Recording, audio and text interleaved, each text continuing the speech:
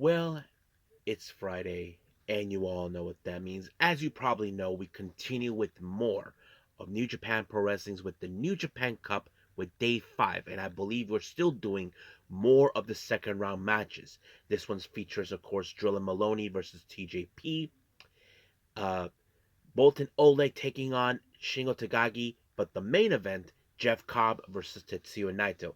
As you all know, Tetsuya Naito has been able to overcome the power of Jeff Cobb, but the question does tell, will Naito once again overcome him again, or will Jeff Cobb finally get the win that he needed? Well, that's a very good question.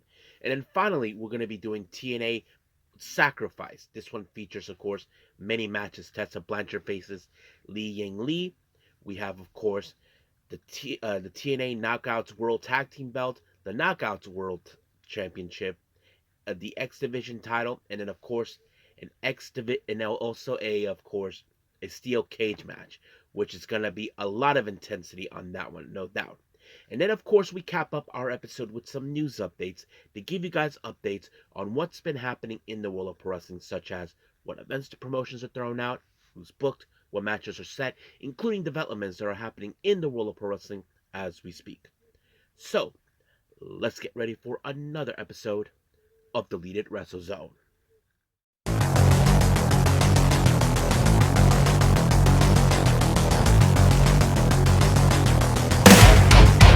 Are you ready? Get up, get up! Get up, get up! Get up, get up! Get up, get up! Get up, get up! Get up, get up! Hey everybody, welcome to Deleted Wrestle Zone, all things that it's pro wrestling with AEW, NXT, New Japan Pro Wrestling, TNA, the National Wrestling Alliance, various promotions, wrestlers, matches, and championships. I am your host, J Rod here. So, if you are new to the channel, welcome. This is a channel where we do a lot of pro wrestling reviews from various promotions, not only here in the United States, but also in Japan, Mexico, Canada, Europe, the UK. Anywhere in the world pro wrestling is not as big, but it continues to grow. We also, of course, do discussion videos, talk about various topics such as the wrestlers themselves, the promotions, factions, storylines, whatever we want to talk about. We also, of course, do more news updates. If certain information was unable to be on this episode, we could either put it on the next one or on a separate video by itself. We also, of course, do real-time news updates to keep you guys on alert if something has happened in the world of wrestling that needs to be addressed ASAP. We also, of course, got the Nike Sayaka Watch and various other cool wrestling content as well. So if you like what you see, please subscribe to us. So click on that subscribe button. You'll be getting a lot of daily reviews and other cool wrestling content as well. But if you like this episode, please give us a like on the like button or a nice comment in the description down below. Now, all introductions have been said. It's time to go to the moon. So, let's begin with our first review. This is from New Japan Pro Wrestling in day 5 of the New Japan Cup.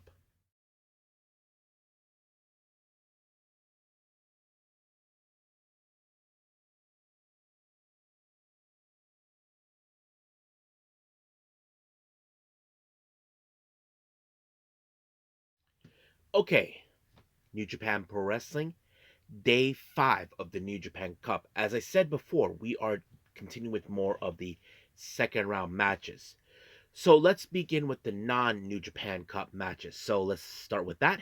Our first one, we have an 8-man tag team match. We have a mixture of both Hung Tai and Chaos members on both sides. The first one, we have Toru Yano, Tomohiro Ishii, Satoshi Kojima, and Yuji Nagata taking on Katsuya Murashima. Who else? Oh yeah, Hiroshi Tanahashi, and of course Bishamon, Yoshihashi, and Hiroki Goto. So basically, you can tell that this is another preliminary match between Nagata and Goto for the IWGP World Heavyweight Championship that will be coming up soon. So this is another moment, time where Who will have the momentum? Will it be Nagata or Goto? Well, I have to say everybody did a good job on this match. However, I kind of figured that this match was going to end up with the weakest link in the team siding with Goto, and that is, of course, Murashima. He ended up being cross-faced by Nagata, and just like that, Murashima had no choice but to tap out. Now, our next match, we have the members of the United Empire consisting of Jacob Austin Young, Cal Newman, and Great Khan taking on Yado El Fantasma and Shota Umino. Now, of course, I'm sure, as you all know, Great Khan recently lost in his second round match against Shota Umino. I'm sure he's crying like a big baby, questioning how did it happen. Well, I said this was his fault. He was the one who brought this mess to himself, telling him that he cannot do this and do that. Well, that's his own fault. But anyway, the real question is how this was going to go out. I'm sure Great Khan was attempting to find a way to get even for that last match, but unfortunately, that wasn't him who ended up doing that. That was El Fantasma when he did apply like a helicopter type on Jacob Austin Young, and just like that, 1, 2, 3, it was over. However, during the post match, Phantasmo tried to shake hands with Umino, but Umino didn't. He just walked away without saying it. However, here's the kicker. As I said before, our main event features Jeff Cobb and Naito. Whoever walks out the win on that one will face Shota Umino. So that's going to be an interesting thing. So we'll get to that again. Now, our next match, well, as you know, the war between Hate and the War Dogs, not Hate, the House of Torture, and of course, the War Dogs rages on. As soon as the House of Torture were attempting to make their way to the ring, well, they were attacked by the War Dogs. Basically, it went out of control. Now, they did not start on the ring. They were all over the goddamn building, beating the crap out of them. And once they got in the building, this match ended with a disqualification when they were attempting to choke uh, the life out of what's his name, the Gabe Kidd, thanks to Evil and Dick Togo getting involved. But however, Gabe Kidd was not gonna let this sort out. I mean, come on, he feels like I have to say this for the War Dogs, it's all about getting results. Well, what does the House Torture doing? Nothing. They just cheat their way through, think they're tough. They're not. They hide behind their usual things. These guys are savages. They beat their opponents senselessly. It doesn't matter how or when. But of course, the match was restarted because Finley and Ghetto got involved, and so was Evil and Dick. So things got out of hand when it got restarted in every way possible. The one thing that was really puzzling me is Sonata. He wasn't doing a goddamn thing. He's just walking around, just being lazy, like, whatever. Just like that. I mean, it's still unclear what goes in his head. That's the one thing we still don't know.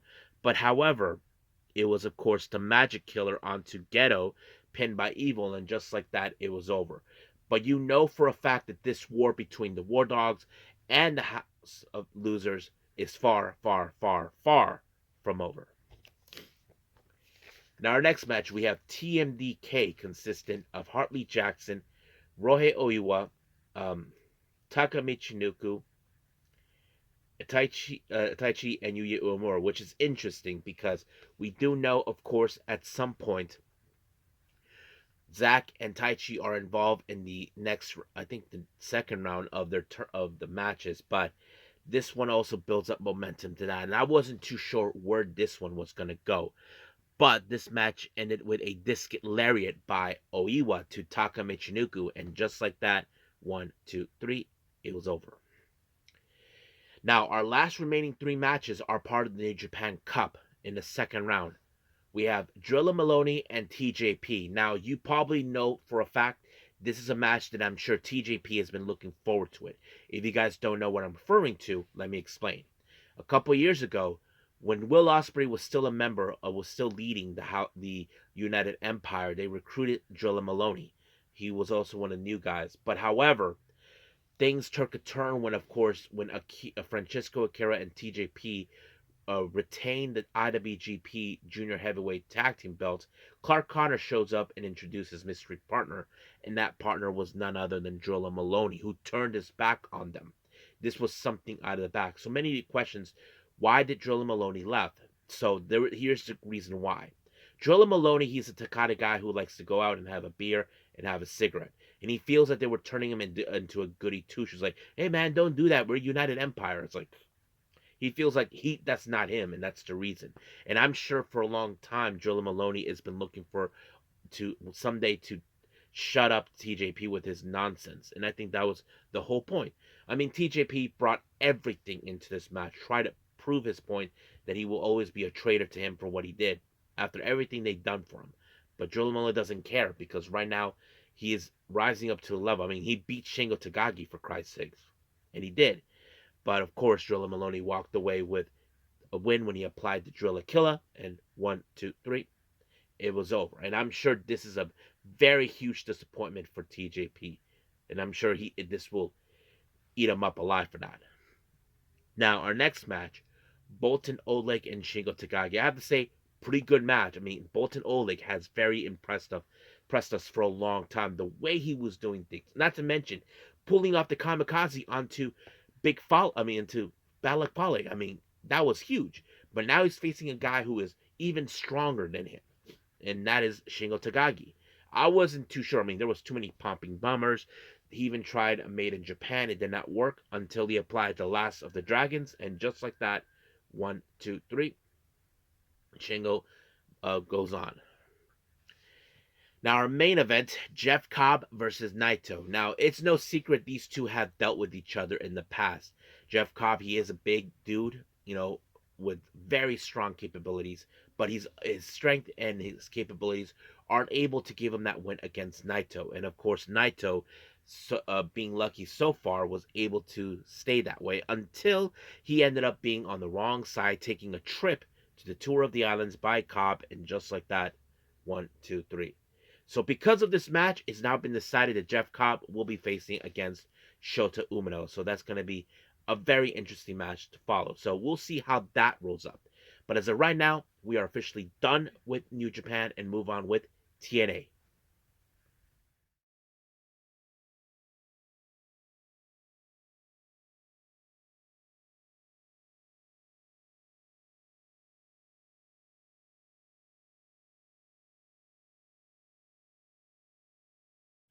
Okay, our final review, TNA Sacrificed. We opened up with a street fight. However, this already started during the countdown to Sacrifice. And it started with Mance Warner and Sammy Callan. You know how these two have been going at it with the whole 23 that's been going on. And that's what's been happening the entire time.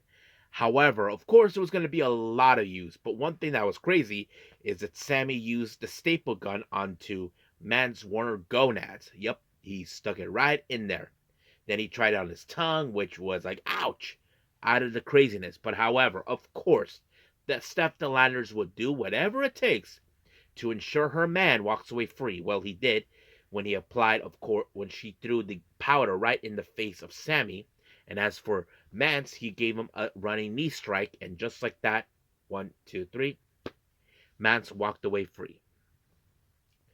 Our next match, we have Tessa Blanchard taking on Li Yang Lee. Now, this whole thing started ever since Tessa returned to TNA, claiming this is her division, regardless that she hasn't done anything in the last 5 years. But however, Li Yang was telling her that she talks too much. And of course, you would ask how this one is going. I mean, there was a lot of crazy moments in this match, but however, it was Tessa Blanchard that walked away with the win when she gave her the Magnum, and just like that, 1, 2, 3, it was over. Now, our next match, well, this rivalry has now become a fruition. Tyson DuPont, Tyreek Igwe, and Miss Lee get their asses handed to them by the Rascals, Zachary Wentz, and Trey Miguel, along with the ABC's Ace Austin. Now, this all started ever since Wesley turned his back on his brothers because he blamed them for abandoning him when he was still in NXT. And now Ace Austin got caught in a crossfire, so they decided to teach him a lesson. And I have to say, the real question we ask ourselves, we know that the ABC and the Rascals, well, they have some pretty good matches, but they are not friends, but they do respect each other. But the question we ask ourselves, can they coexist? And I have to say, they did a pretty good job doing that. I mean, there were some great moments between all three individuals, but we have noticed some good moments.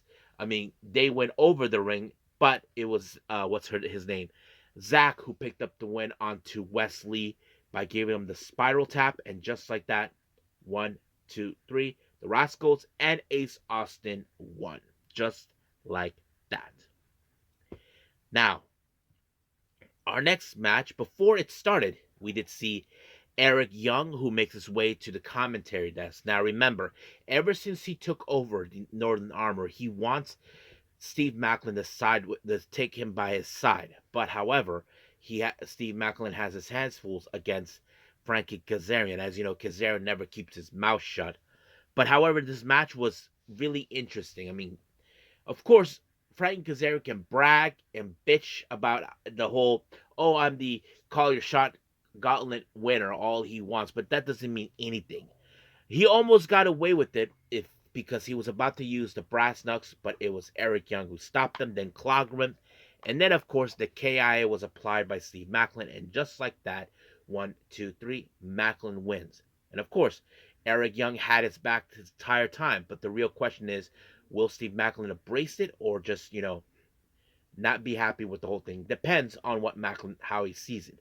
That's one of the things we have to pay attention to. Our next match, we have the TNA Knockouts World Tag Team Belts in a handicap match. Ash and Heather by Elegance team up with the Chihuahua, the personal concierge, taking on Spitfire. So, of course, this was a match that, of course, Santino authorized it because, that little Chihuahua never keep his mouth shut, gets involved in everything possible. But however, things did not go according to plan because somehow they were able to isolate Danny Luna away from Jody by DDTing her outside the ring. And then there was the stomp by Ash, but it was, of course, Heather who picked up the win by pinning Jody. 1, 2, 3. It was over. Brand new TNA Knockouts Tag Team Champions. But however, while they were celebrating, we had a little surprise visit all the way from NXT. And that's right, the Meta Girls, Lash Legend and Jakara Jackson. So looks like they're targeting their tag belts. So I'm sure they're going to bitch about they shouldn't be there, but too bad. There's a partnership. They can't do nothing about it. Now, our next match, this is between Mike Santana and Mustafa Ali. Now, Mike Santana, as you know, he has ever since returning to TNA, he has one thing in his mind is making his way to the top to the TNA World Championship. However, Mustafa Ali feels that he should be the one getting that title and leading TNA to the future. But Tommy Dreamer said, I don't see you leading. I see him. And that's Mike Santana. So he goes out on a campaign saying that Mike Santana has a drinking problem. Mike Santana hasn't had a drink for a long time and he's been pushing his buttons. But however, in this match, of course, Mustafa Ali's dirtbag buddies, the Great Losers, and Tasha Steelz were going to get involved. And that's what happened. But, of course, Mustafa Ali cheated his way through by pinfall and giving him, putting the rope. And then, of course, he left the drink, saying on X that, just stay down and stay where you at. And the drink's on me. But however, later on, we did see that Mike Santana was not satisfied with this. Neither is Santino. So he told him that next week he will have his shot against him again. But the cabinet, yeah, those douchebags will be banned from ringside. So hopefully things will turn out his way. Now, our next match, we have the TNA Knockouts World Title. Masha Slamovich makes her defense against NXT's very own Cora Jade. I have to say, Cora Jade really, really pushed her to the limits in this match in every way possible. I mean, you would be surprised how this was going to roll up. But however, it was the Requiem by Masha that walked away with that helped her retain the belt. 1, 2, 3. It was over. Our next match is, of course, the TNA X Division title in a ladder match. Jeff Hardy versus Moose. Now, we all know Jeff Hardy and his brother solidify ladder matches throughout the history of their careers. And this would be Moose's first time being in that type of position. However, of course, there was going to be plunder. There were other things involved. But the one thing that was really an X factor was effing Alicia getting in the way. and that's what happened. But Moose speared Jeff through the table, and that allowed him for enough time to pull down the X Division Championship. Now, we did see the Penthouse run by the first class, Casey Navarro and AJ Francis, celebrating because I did not see the countdown where they defeated Azteca Warriors, Octagon Jr., and what's his name, Laredo Kid. However, there was a clip where they showed that Navarro cheated his way through by saying he injured his knee. But however, the Aztec Warriors refused to accept how this match went down, so they were demanding a rematch. So we'll see where that goes. Now, as for our main event, the steel cage match, we have, of course, a combination of both the System and the Colognes taking on the opposition. So this is exactly the order how it went, so you guys can see. First, we had Eddie Edwards, then Elijah, then Brian Myers, Nick Mennett, Orlando Colon, Leon Slater, Eddie Colon, Matt Hardy, JDC, and of course, finally, say his name and he appears. I believe in Joe Hendry. Yep. So basically, all hell broke loose. But the one thing that was crazy is Leon Slater atop of the cage applying a Swanton 450. I'm like, holy cow. That is nuts. I did not anticipate that. But however, Matt Hardy got his payback against JDC for all the attacks that he done in the past recently with a twist of fate with the chair, and just like that, 1, 2, 3, Hardy, Slater, Mennett, they all celebrated. However, this is where things took a very, very shocking. Apparently, we see Ryan Mennett closing the gate, and then Nick Mennett applied, of course, the danger zone on Matt Hardy. And just like that, they were beating the crap out of him. Both Mennett brothers, Slater, Elijah, Hendry, tried to get back in the cage. But Slater was managed to get inside the ring later on, which from exclusive content you don't see. But I think this is either he's been unhinged ever since losing the title or something else. We don't know. But hopefully by Thursday, we'll get the answer on what's been happening. So until then, we'll leave things as it is and end our reviews from there. And we'll do our last and final thing, news updates.